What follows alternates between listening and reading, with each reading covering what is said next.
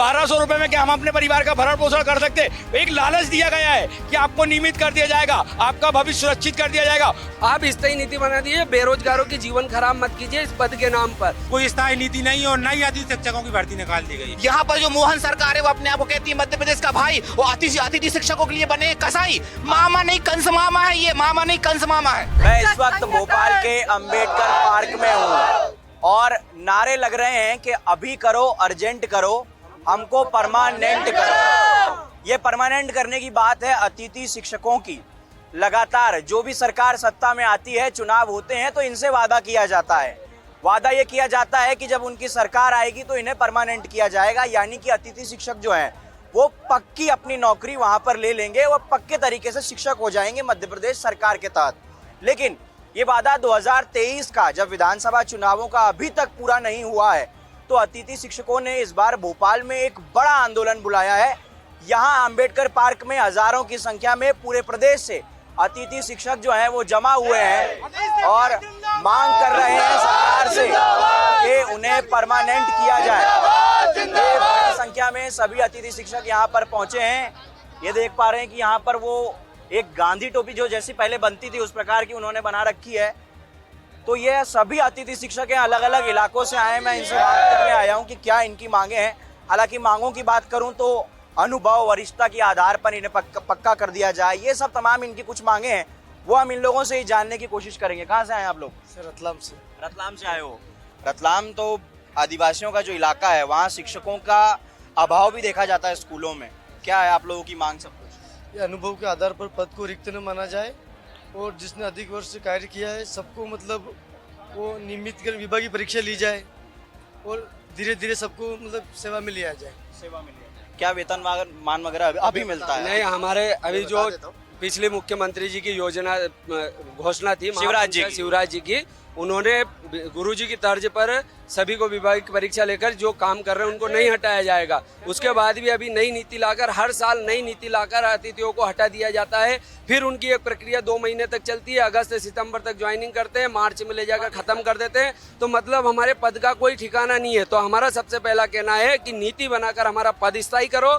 उसके बाद में जो भी नीति आपकी जाती है, वेतन मान, हम संविदा पे हमारे को अभी लेटर में एक में लिखा हुआ है संविदा शिक्षक वर्ग 2, तो संविदा शिक्षक यदि वर्ग 2 आपने लिखा है तो उसके आदेश करो। और जो महापंचायत के आदेश है वो आदेश करो, जिसके कारण हमारी नई नीति बन जाए, हमारी एक स्थायी नीति बन जाए, जिससे हम हर साल 8 महीने 6 महीने काम करते हैं और फिर 30% रिजल्ट की बात करते हैं कि 100% रिजल्ट चाहिए। तो कहाँ मिलेगा 100% रिजल्ट 3 महीने के अंदर?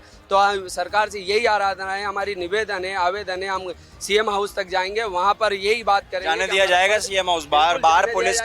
बाहर पुलिस या इंतजाम देगा या आपने किस प्रकार से?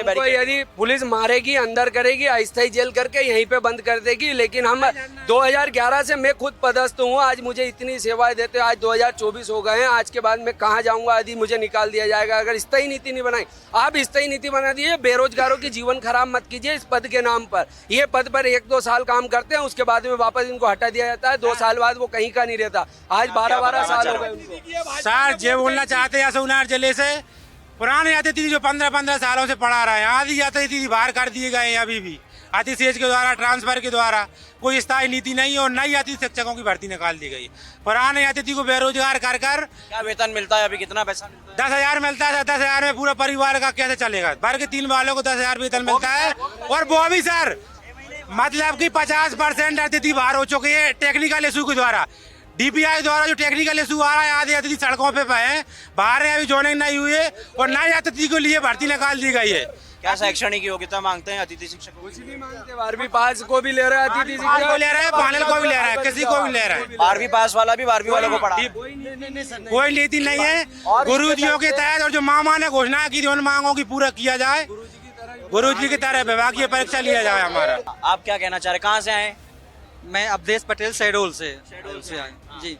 हमारी मुख्य मांगे ये है कि हम जहाँ पे सभी अतिथि शिक्षक काम कर रहे हैं उस पद को रिक्त ना माना जाए। जिस तरह से छत्तीसगढ़ सरकार ने जो है निश्चित कर दिया कि आपके पद पर किसी सरकारी टीचर को नहीं भेजा जाएगा और आपके पद को रिक्त नहीं माना जाएगा। पद को रिक्त ना माना, ये रिक्त मानकर जो नई भर्ती आएंगी उसमें लोगों को भर्ती कर देगा और फिर जहाँ भर्ती हो जाएगी वहाँ से वो उस स्थान पर काम कर रहे थे शिक्षक उस दिन से बाहर हो जाएंगे। तो बेचारे बीच में बाहर होने के बाद अब क्या करें, कैसे अपने परिवार का पालन पोषण करेंगे? वोट तो आपने ही दिया है, वोट तो हमने वोट दिया। शिवराज सिंह साहब के एरिया से हूँ, मतलब उनके लोकसभा से 8 लाख वोटों से जीता के केंद्रीय हमने मंत्री वोट बनाया। दिया है, हमने वोट दिया है लाडली बहना को देखकर। हमने वोट दिया है लाडली बहना का बेटियों को। एक मिनट, लाडली बहना का पैसा आपकी पत्नी बहन को मिल रहा है, आपको थोड़ी ना मिल रहा है। लेकिन ये बताइए, हम बेरोजगार है, 1200 रुपए में क्या हम अपने परिवार का भरण पोषण कर सकते? एक लालच दिया गया है कि आपको नियमित कर दिया जाएगा, आपका भविष्य सुरक्षित कर दिया जाएगा, और ऐसे करके भारतीय जनता पार्टी चुनाव जीत चुकी है। और जीतने के बाद उस लालच में आके आज हम अपने को दोषी मानते हैं कि हमने भारतीय जनता पार्टी को वोट देकर बहुत बड़ी गलती की है, और इतनी बड़ी गलती जिसका परिणाम आज हमें भुगतना पड़ रहा है। जहां शिवराज सिंह चौहान ने 2 सितंबर 2023 को हमारा भविष्य सुरक्षित करने की बात कही थी, आज हमारा भविष्य गहरे गर्त में, हमारे साथी सुसाइड कर रहे, मरते चले जा रहे, अटेका जा रहा है, आधे बूढ़े हो चुके, परिवार में पालने वाला खिलाने वाला कोई नहीं है। हम किसके सामने गुहार लगाएंगे? हम कहाँ जाएंगे? भारतीय जनता पार्टी की दोगली नीति थी, जिन्होंने हमें एक लॉलीपॉप दिया कि आपका वेतन 18,000 कर दिया जाएगा, आपका भविष्य, हमारा शिवराज सिंह चौहान जो मामा है वो सुरक्षित करने वाला था। लेकिन आज हमारा भविष्य अंधकार में देखा जा रहा है कि मामा हमारा जाकर के अब काका आ गए, वो तो बड़े बड़े ऐलान कर रहे हैं। काका की सुनो काका सर, जब ये विधायक थे, मोहन यादव जब विधायक थे तो कमलनाथ सरकार को पत्र लिखते थे कि अतिथि शिक्षक सड़कों पर है, इनको स्थायी किया जाए।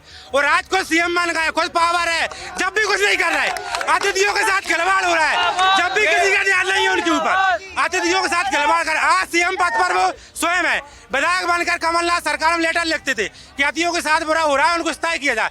आज जब भी पावर में है, जब भी कुछ नहीं कर रहा है। अच्छा, आप लोगों का डेलीगेशन किन लोगों के पास गया, कोई जानकारी है? जी, हमारा डेलीगेशन डीपीआई में आयुक्त मैडम के पास में आज 3 बार जा चुका है। 1.5 महीने हम लोगों ने यहाँ पर धरना दिया था, क्रमबद्ध तरीके से सारे जिले हमारे मध्य प्रदेश के क्रमबद्ध तरीके से आए थे। आयुक्त मैडम के पास बराबर हमने डेलीगेशन ने जाकर आवेदन दिए, और वहाँ की जो एक मैडम है कामना आचार्य मैडम और खुर्शीदा खान मैडम, वो हमारे डेलीगेशन को कभी अंदर नहीं जाने देना चाहती थी, ना कोई बात सुनना चाहती थी। और आज तक डीपीआई की मैडम ने हमें कभी आश्वासन नहीं दिया, कभी सुना ही नहीं हमारा कि अतिथि शिक्षक कोई होता है। वो कहती है डीपीआई की मैडम कि हमें शिक्षा विभाग के बारे में पता ही नहीं है, हम तो नए आए। कामना आचार्य मैडम से मिलो, कामना आचार्य कहती डीपीआई से मिलो। विपक्ष कुछ नेताओं से बात हुई कि इस आंदोलन में आपका साथ दें, आ जाएं, बैठ जाएं? बिल्कुल, विपक्ष के नेताओं ने हमसे साफ कहा है, और हमारे जो विपक्ष जो जितने भी नेता, जीतू पटवारी जी, सबने कहा है कि अतिथि शिक्षक के साथ में पूरा विपक्ष खड़ा है। आपकी लड़ाई धरातल की लड़ाई है, ईमानदारी की लड़ाई है, जरूरी लड़ाई है, हम इसके साथ में खड़े हैं। यहाँ पर जो मोहन सरकार है वो अपने आप को कहती है मध्य प्रदेश का भाई, वो अतिथि शिक्षकों के लिए बने कसाई।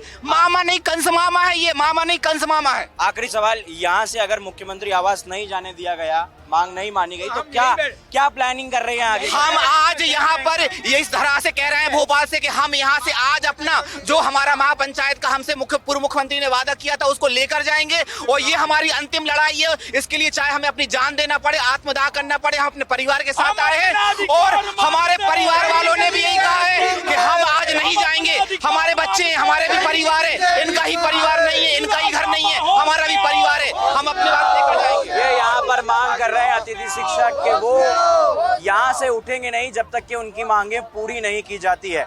देखना ये कि जब यहाँ से ये मार्च लेकर मुख्यमंत्री आवास घेराव के लिए निकलेंगे तो पुलिस प्रशासन ने इन लोगों के लिए बड़ा इंतजाम बाहर की ओर कर रखा है। राजधानी में कोई भी प्रदर्शन होता है उसमें पुलिसिया इंतजाम पूरी तरीके से किया जाता है।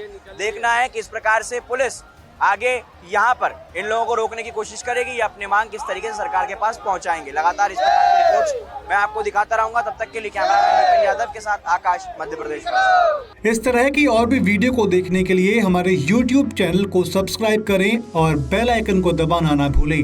यदि आप हमारा वीडियो Facebook पर देख रहे हैं तो पेज को लाइक और फॉलो जरूर करें। हमारे सोशल मीडिया पेजेस से भी जुड़ें।